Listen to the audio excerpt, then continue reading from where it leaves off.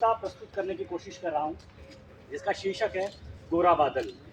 हम सब ने इतिहास पढ़ा है, पद्मावत मूवी देखी है, फिर भी मैं थोड़ा सा संक्षिप्त वर्णन कर दूँ। बात है 1303 ईस्वी की, जब अलाउद्दीन खिलजी का दिल कह लीजिए या बुरी नज़र रानी पद्मावती पर आ गई थी। उन्होंने छल से राणा रतन सिंह को कैद कर लिया और फिर यह शर्त रखी कि रानी पद्मावती दिल्ली आएँ, नहीं तो हम राणा रतन सिंह का शीश कलम कर देंगे। तो कैसे फिर जो रावल रतन सिंह के जो सेनापति थे बादल और उनके चाचा भतीजे जो गोरा और बादल जो थे, वो कैसे अपना सर्वोच्च बलिदान देकर उनको छुड़ा कर लाते हैं राणा रतन सिंह को, ये इसके ऊपर कविता है।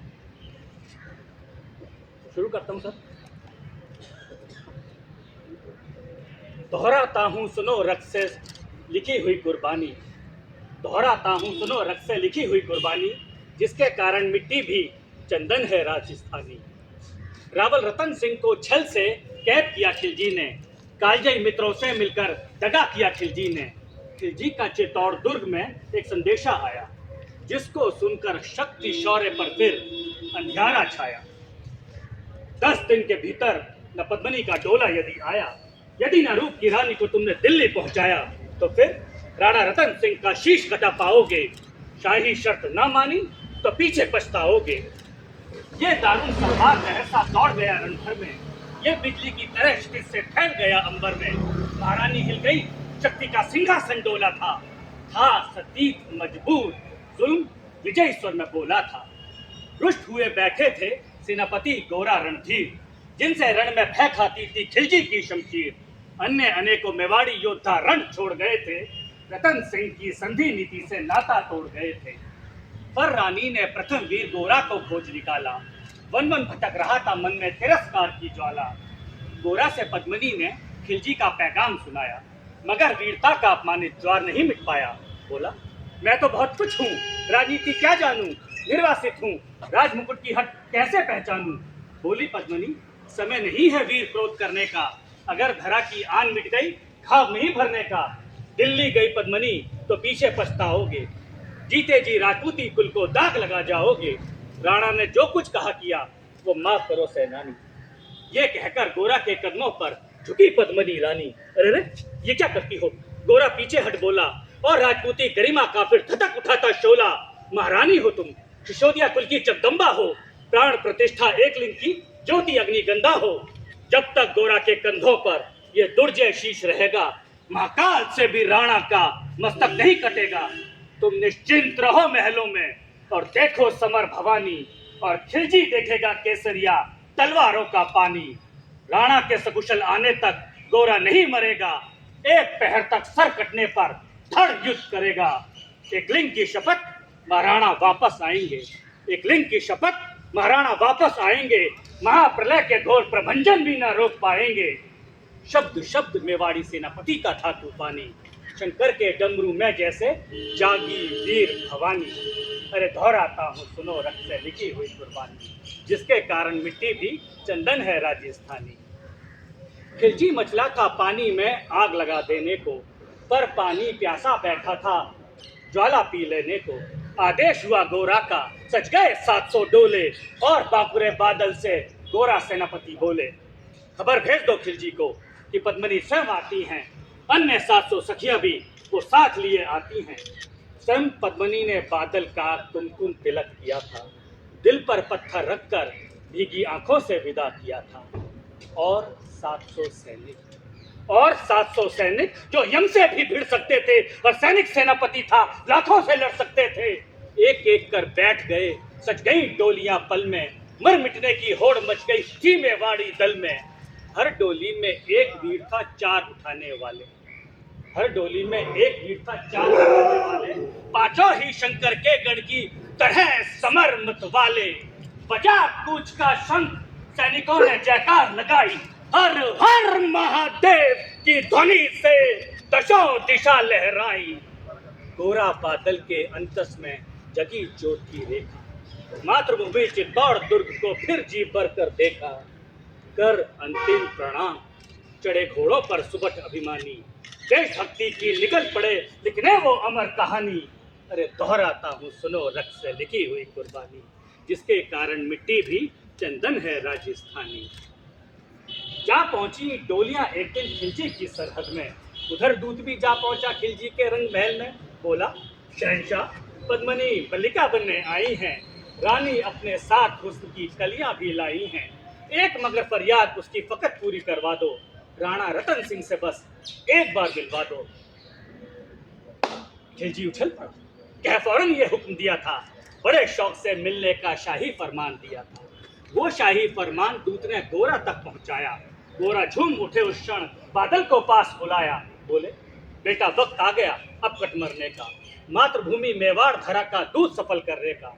ये लो हाथ, पद्मनी भेष में बंदी रह जाएगा, केवल 10 डोलियां लिए गोरा पीछे धाएगा, ये बंधन काटेगा, हम राणा को मुक्त करेंगे, घुड़सवार कुछ उधर आड़ में ही तैयार रहेंगे।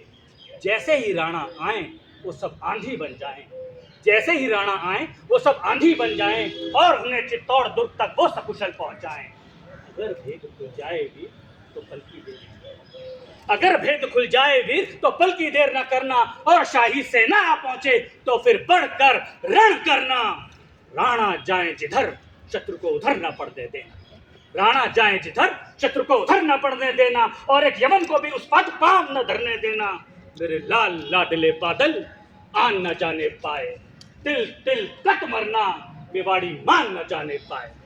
ऐसा ही होगा काका, राजपूती अमर रहेगी, बादल की मिट्टी में भी गौरव की गंध रहेगी। तो फिर आ बेटा बादल, सीने से तुझे लगा लूं, हो न सके शायद अब मिलन, अंतिम लाड़ लड़ा लूं। ये कह बाहों में भरकर बादल को गले लगाया, धरती कांप गई, अंबर का अंतस मन भर आया। सावधान कहे उन्हें पथ पर बड़े गोरा सेनानी, पहुंच लिया छट से मुड़कर बूढ़ी आंखों का पानी। अरे दोहराता हूँ सुनो रक्त से लिखी हुई कुर्बानी, जिसके कारण मिट्टी भी चंदन है राजस्थान। गोरा की चातुरी से राणा के बंधन काटे, छाट छाट कर शाही पहरेदारों के सर काटे। लिपट गए गोरा से राणा गलती पर पछताए, लिपट गए गोरा से राणा गलती पर पछताए। सेनापति की नमक हलाली देख नयन भर आए। पर खिलजी का सेनापति पहले से ही शंकित था, वो मेवाड़ी चट्टानी वीरों से आतंकित था। लिया उसने जब समझ कि पद्मनी नहीं आई है, मेवाड़ी सेना खिलजी की मौत साथ लाई है। पहले से तैयार सैन्य दल को उसने ललकारा, निकल पड़ा टिड्डी दल, रण का बजने लगा नगाड़ा।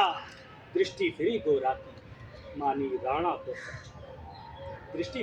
की मानी राणा को समझाया, रणमत वाले को रोका, जबरन चित्तौड़ पठाया। जैसे ही राणा चले, शाही सेना लहरा कर आई, खिलजी की लाखों नंगी तलवारें पड़ी दिखाई। खिलजी ललकारा, दुश्मन को भाग न जाने देना, रतन सिंह का शीश काटकर ही वीरों दम लेना। टूट पड़ो मेवाड़ी शेरों, बादल सिंह ललकारा, हर हर महादेव का गर्जा, नभ भेदी जयकारा। निकल टोलियों से मेवाड़ी बिजली लगी चमकने, काली का खप्पर भरने तलवारें लगी खटकने। राणा के पथ पर शाही सेनापति तनिक बड़ा था, पर उस पर तो गोरा हिमगिरी सा अड़ा खड़ा था। कहा जफर से, एक कदम भी आगे बढ़ ना सकोगे, यदि आदेश ना माना तो कुत्ते की मौत मरोगे। रतन सिंह तो दूर न उनकी छाया तुम्हें मिलेगी, खिलजी की भीषण सेना की गोली अभी चलेगी। ये कहकर महाकाल बन गोरा रण में हुंकारा, लगा काटने शीश वही समर में रक्त की धारा। खिलजी की असंख्य सेना से गोरा घिरे, लेकिन मानो वो रण में मृत्युंजय बने हुए थे। पुण्य प्रकाशित होता है जैसे संचित पापों से, फूल खिला रहता असंख्य कांटों के संतापों से। वो मेवाड़ी शेर अकेला लाखों से लड़ता था, बड़ा जिस तरफ वीर उधर ही विजय मंत्र पढ़ता था। इस भीषण रण से दहली थी दिल्ली की दीवारें, गोरा से टकराकर टूटी खिलजी की तलवारें।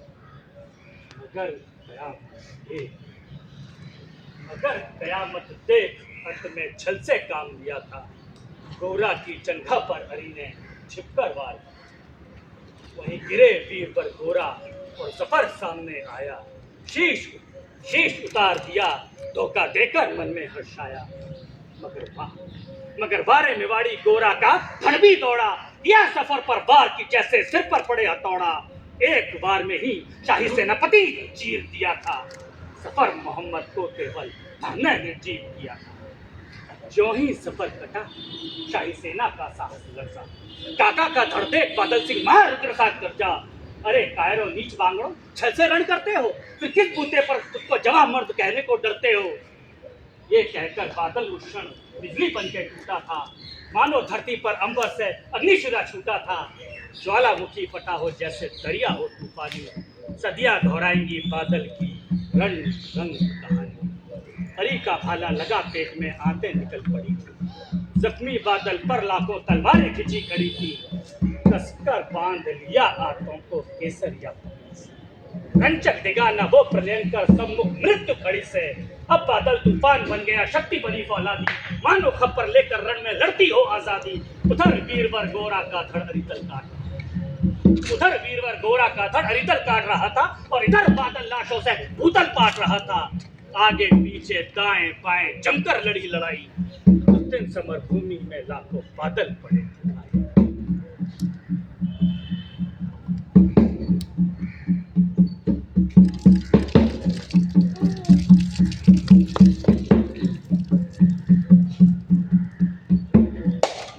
मगर हुआ परिणाम वही जो होना, उनको तो कण कण अरियों के शौन से सुना। मेवाड़ी सीमा में राणा कुशल पहुंच गए थे, गोरा बादल तिल तिल कर रण में फेंक रहे थे। एक एक कर मिटे सभी मेवाड़ी वीर सिपाही, रतन सिंह को लेकिन रंचक आंच न आने पाई। गोरा बादल के शव पर भारत माता